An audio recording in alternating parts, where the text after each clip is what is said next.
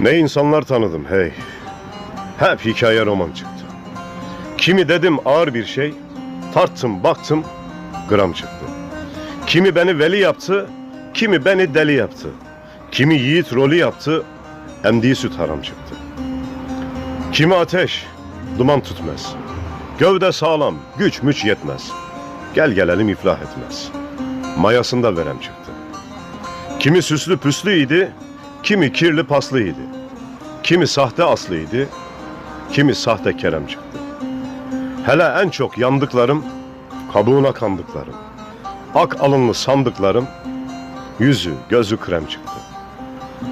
Biraz eksik oldu tarif. Kimi kaba, kimi zarif. Hepsi böyle değil Arif. Kimi çok muhterem çıktı. Rahmet olsun Ozan Arif'e. Eyvallah.